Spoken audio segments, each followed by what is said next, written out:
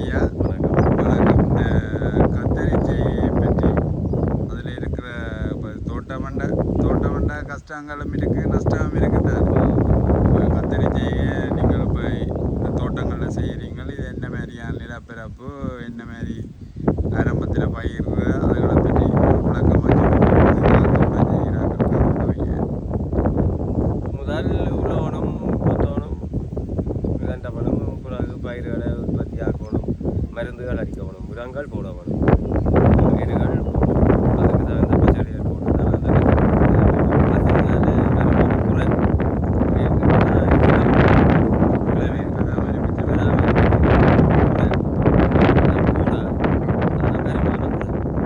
கத்தரி கொஞ்ச நாள் விலையாக போனோம். இப்போ 200 தான் இருக்கும். வேலையில் போய் ரோட்டில் போட்டு விற்கிறது 200 மட்டும் எடுக்கிறதும் குறைவாக தான் எடுக்கிறது 100 ரூபா 125 ரூபாய்க்கு எடுக்கிறது. அப்போ ஆய்ச்சல் கூலி என்ன இது மருந்தடிய எல்லாம் புல் எல்லாம் பிடிக்கி நீங்கள் செய்கிறாங்க நியாயமான செலவு முடியும். ஆனால் இதால் பெருமானம் செய்யணும் பண்ணுறதுக்கா செய்கிறதோடைய லாபத்தை எதிர்பார்க்கல. சில நேரங்களில் வாய்ப்பாக என்னென்னு கேட்டால் 200 விற்கிறது 300 விற்கும் மார்க்கெட்டை பொறுத்து. இப்போ விவகாரங்கள் வரபடியே கொஞ்சம் சொல்கிறேன். அடுத்தடுத்த மாதங்களில் கொஞ்சம் இப்போ 200 ரூபா விற்கிறது 300 ரூபா விற்கும், 350 விற்கும். இது என்ன இன கத்தரி போட்டிருக்கீங்க? இது இந்த இது என்ன பிளாஸ்டிக் கைப்பிரி இதுக்கு அந்த மருந்தடிக்கிறவர்கள் பராமரிப்பு ஏனைய பயிர்களை விட தக்காளி வண்டியை விட கத்தரிக்கு பராமரிப்பு கூட தான். என்னதுக்கா என்ன காரணம்? புல்லுகளை இதில் விட்டோம்னா பூச்சி புழு பிடிச்சிடும்.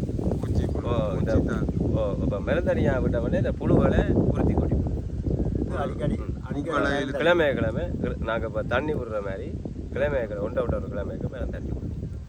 இப்போ கத்தரி செய்கைண்டா போல் அது லேசான செய்கையில் அது கஷ்டம். சரியான கவனமாக இருக்கும்.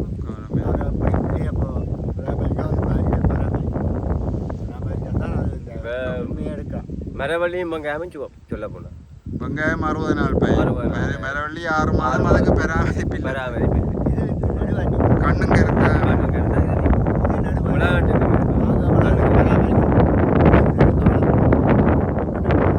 இதுகள் இப்போ ஒரு மாதத்துக்கு முதல் இந்த மழைக்கு முதல் இல்லை 1000 ரூபா மிளகாயம் 1000 ரூபா. இதுக்கு முன்னே இப்போ வக்கண்டு 200 ரூபாய். மற்ற அதோட எங்கள்கிட்ட எடுக்கிற வியாபாரியும் 10 கிலோவுக்கு 1 கிலோ குறைப்பான். 1 கிலோ 2 கிலோ குறைச்சி இப்போ நான் எங்களுக்காட்டி வியாபாரிக்கு இல்லாமல் அவன் இருந்த இடத்த 50 ரூபா 100 ரூபா உழைச்சி விட்டுருவோம். 200 எடுத்தால் அவங்க 300க்கு இருந்த இடையில விற்று அவங்க லாபம். இப்போ கத்தரிக்காய் நாங்கள் ஆஞ்சி தெரிஞ்சிட்டோம். இனி அங்கே கொண்டே சந்தையில் பட்டி கொட்டினோட அவன் சொல்ல வந்ததுக்குள்ள சூத்தடை கழிச்சு 4 கிலோ கழிச்சா அவனுக்கு 400 500 600 ரூபா, அவனுக்கு 3 கிலோ கழிச்சா 200 ரூபா. அப்படி பார்த்தாலும் 600 அதில் பேர் 10 கொண்டு கூட 10 அதான் அந்த மூடைகளில் உண்டமே அவன் பார்த்து அந்த அதில் உள்ள குறையத்தான் எங்களை சொல்லுவோம். அதோட நாங்களும் மேன முடைஞ்சுவோம். போய் 2-3 மணி நேரம் மேன கட்டி நிற்கல. ஏன்னா இங்கே தொழில்கள் தொழில் மட்டும் போக நாங்கள் சரி 150 பாராமல் நான் கண்டு தர வேண்டிய. மற்ற இது அந்த வயல் காணிக்கெலாம் நீங்கள் செய்திருக்கிறீங்க. இது வயல் செய்கிறீங்க. அப்போ இதில் என்ன விசேஷம் இருக்குது கத்தரிக்கு? அந்த களித்தன்மை இது ஒரு களித்தன்மை இருக்குது. அதோட வந்து இதில் ஒரு பசலத்தன்மை. ஏன்னா இது மழை தண்ணி நிற்கிற இடம். அந்த தண்ணி கூட இதுக்கு அது ஒரு பசலை மாதிரி தான். மழை தண்ணி நிற்கிறபடியாக பயிர் என்ன பயிர் வச்சாலும் பெறும். வெங்காயம் அப்படி தண்ணி தான். வெள்ளங்கள் வந்து நிற்கிறதானே இருபாட்டு தண்ணி முழுக்க ஊர் முழு தண்ணி. அப்போ இதில் பெரும்பாலும் ஆசைப்பட்டு வைப்பினோம் வெங்காயமோ இந்த பயிர். ஆனால் நல்லா வரும். ஆனால் வந்து இருக்க நல்லா மழை வதிக்கும் இடையில. சரி பயிர் உடனே நாசமான தோட்டம் வேண்டி தாக்கு பிடிக்கும். ஆனால் இதில் இருந்தால் மழை இல்லாமல் இருந்தால் தப்பு. மற்றது இதில் இப்போ உங்களுக்கு நடுகையிலேருந்து இப்போ அறுவடை வரையும் உள்ள செலவுக்கும் இப்போ நீங்கள் அறுவடை வர வருமானம் உங்களுக்கு லாபகரமாக இருக்கும். போகணும் அது கணக்கு பார்க்கணும்.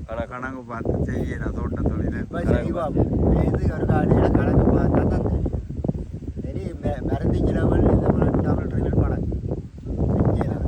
அப்போ மருந்துக்கு ஒரு நேரம் அடிக்க ஒரு 10,000 தேவை. ஏன்னா தம்பி இப்போ ஒரு அடிக்க 10,000 இப்போ 1.5 லட்சம் ரூபாய் இதுக்கு முடிஞ்சிருக்கும். இதுக்கு முடியும். இது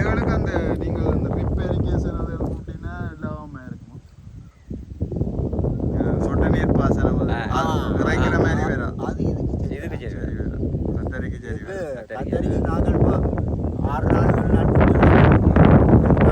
பெருமையாக விட்டாதான் இது அது சரி வராது.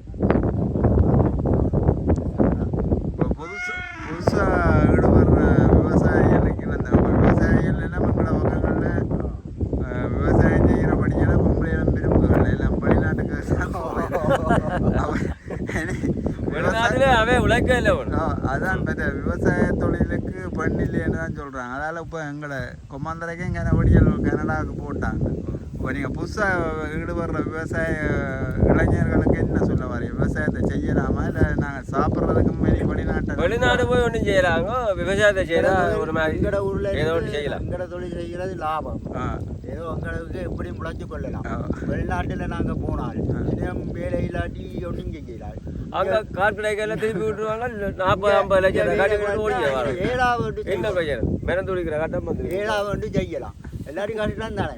நன்றி. இந்த வீடியோவை நீங்கள் எனக்கு இந்த மாலை நேரத்தில் கலைத்திருந்தாலும் விவசாயம் சம்பந்தமான வீடியோ எனக்கு செய்து அந்த விவசாய தொழிலை ஊக்குவிக்கிறதுக்கு நீங்கள் உதவி செய்துட்டு நன்றி தெரிவிக்கிறேன். நன்றி.